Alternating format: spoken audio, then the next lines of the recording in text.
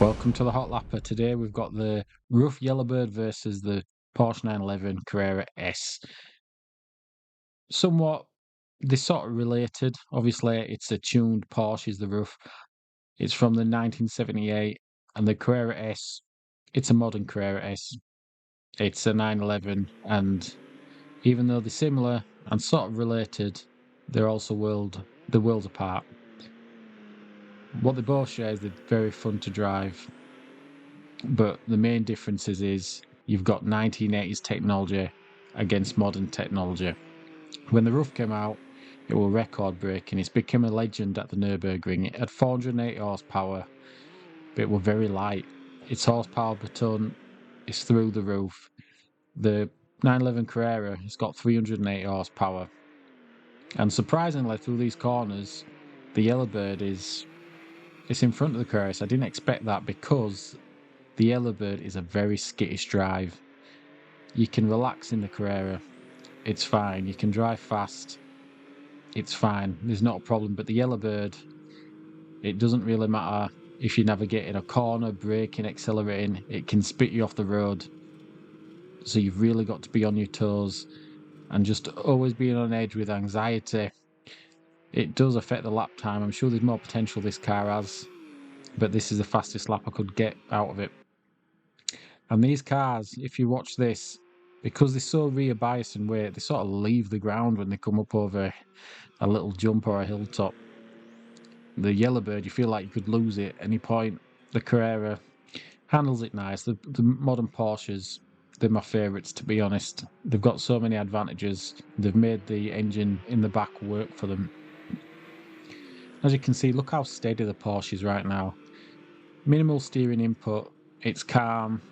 But look at the Yellowbird. There's a lot more work going into that wheel, a lot more counter steer. You've got to be able to steer with your foot as well on the throttle.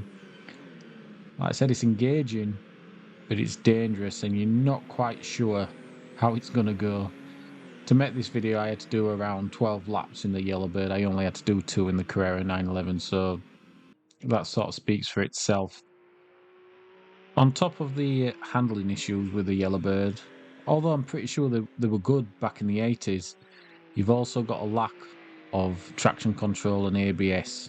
Despite that, it's 3.9 seconds in the lead, but you'll notice it leaves a lot of rubber on the road. Look at this. I mean, obviously it's the driver's job to be able to take it to the limit of grip without locking up your tyres, but when you're trying to push for a hot lap, it's not possible all the time. Look at it, it's taking that corner nice, but you will see it leave a lot of rubber down on the road where it's locking up, or maybe line up the back tyres through throttle. You'll not really see none of that with a Carrera S, so it's that's the difference there between the 80s and the 20s. Basically, the cars are just much more capable, but in this situation, the Yellowbird, like I said, it has that 420 horsepower. It has the super lightweight in comparison, so it can just chug along the road. And right now we're approaching what I call the straights. The Carrera S has managed to get a 10th back, but on these sections here of the Nürburgring, it's all about your power output, basically. You've got a few curves, but it's more or less a straight line dash up to the carousel from now. The Carrera S doesn't have a chance, basically. Not enough power, too much weight. It does have the PDK power gearbox. Obviously, it's going to shift faster. But it's all about outright pace. And right now, it doesn't have it. But it is a beautiful drive. Like I said, look at the steering wheel. You can see it's a nice place to be, even at these speeds. But in the Yellowbird, you're going all over the place. You've got to work that steering wheel. You've got to know what you're doing, basically. And as we come to the carousel now, we'll see if it's gained any time on that straight. It was 3.8 seconds in the lead before, and now we're at 4.5 seconds.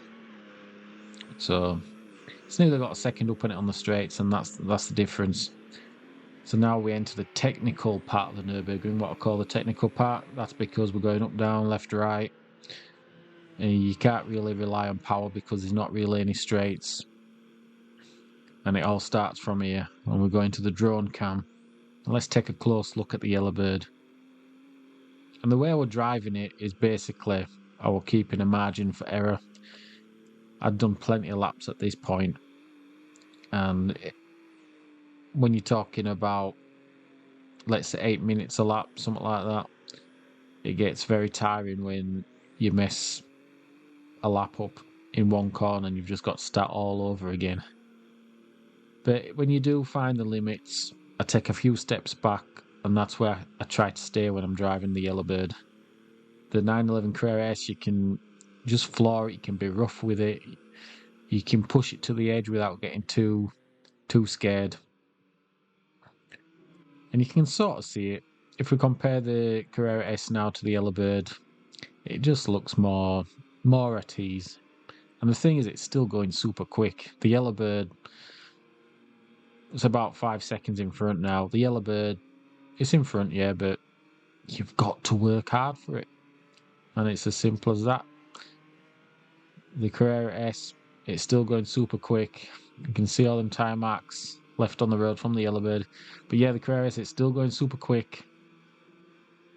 But it just doesn't seem to make a fuss about it. It's so accomplished. So if you're going for speed out of these two cars, it looks like you want the Yellowbird. But if you want the better drive, you want the Carrera S. Although the Yellowbird does have its charms, you know what I mean? If you just like power and having to correct it with a wheel and be like surging accurate on all your inputs, then the Yellowbird's quite fun in that respect.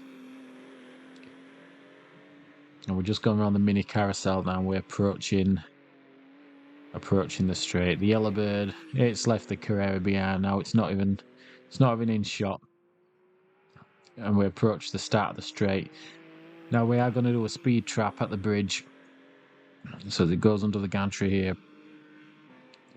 Both cars, it's just pedal to the floor. Let's see if there's any advantages or disadvantages, and we'll check the speeds.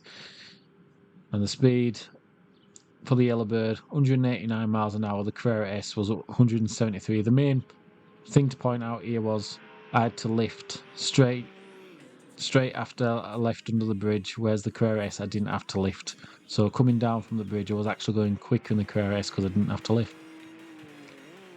And as we go around, the Yellowbird's almost done its thing, just like it did in 1978 when it dropped everyone's jaws. It is a beautiful car for the time, and it can still perform today. And the 911's not far behind it, but let's see. If you like what you've seen and you want to check out my ebook, feel free to scan that QR code. I'll also leave a link in the description. You can download the ebook.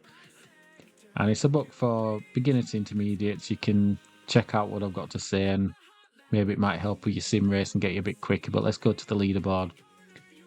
So for sure, the FL5 Type R finally beaten.